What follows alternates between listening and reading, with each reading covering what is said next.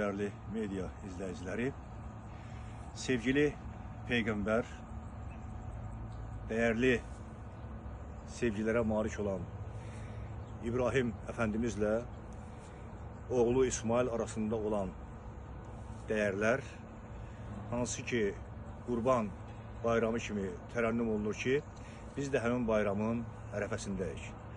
Təbii ki, bu bayram mental değerlerimize söykənib onu ehtiva ederek derin məna açılarlarına malik olup zəngindir ve zəngin olduğu kadar da unikaldır. Təbii ki, bu bayramın tarixi kökləri çox uzun dövrlərə gelib çıxır ki, həmişə də Müslüman dünyası bu bayramı böyük məmnuniyyətlə qeyd etmişdir. İnsan fikrinin, düşüncəsinin, xəyallarının qarşısını almaq mümkün olmadığı kimi, məhz insanların dəlindən bu bayramı almaq, onu ləğv elətdirmək iqtidarında heç kim ola bilməmişdir. Belə ki, 70 il Sovet cəmiyyəti dövründə proletariat diktaturasının hökmranlığı belə.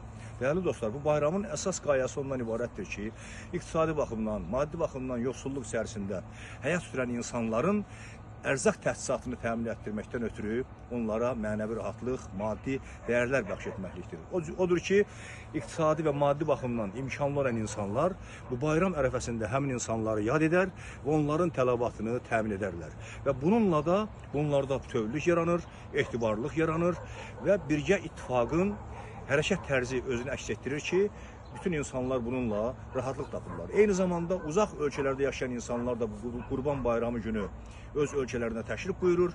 Gələ bilməyənlər virtual olaraq sinkron formada öz belə deyək də ovqatlarını göndərirlər və gələnlər də insanları seyr edərək onlarla bir yerdə olaraq onlara həm maddi, həm də ki mənəvi dəyər göstərirlər ki, həmin insanların da qəlbində ümid yaranır, ümid çırağı yaranır və sabahlara onlar üçün ayrıca bir inam yaranır ki, onlar da həyat tərzinə malik olurlar. Değerli dostlar, belə deyək də həyatımızın, dövrümüzün, zamanımızın, bəşəriyyətin tarixində Qurban bayramı İslamın yaranışı ilə əlaqələndirildikdə biz bu Qurban bayramının daha dərinliklərə gelib çıxdığını, onun dərin bir fəlsəfi məna kəsb etdiyini dərk edirik. Təbii ki, bunun disseminasiyası üçün də müəyyən vaxt lazımdır.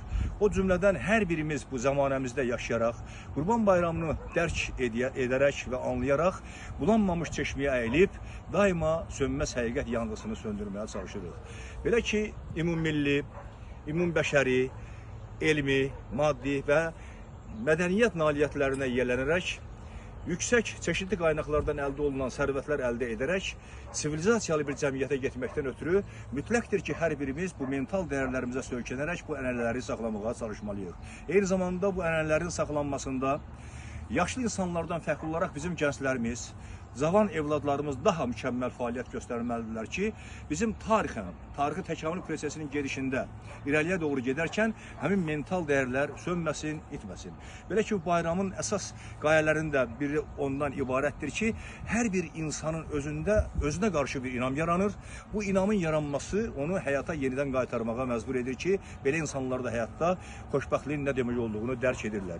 Değerli dostlar, mən də bugün hər birinizi dəyərləndirməklə bərabər data qrupunda olan, sağlam mənəviyyata malik olan tələbə dostlarımın timsalında bütün Azərbaycanlıları və Müslüman dünyasında bu bayramı qeyd edən insanları təbrik edirəm.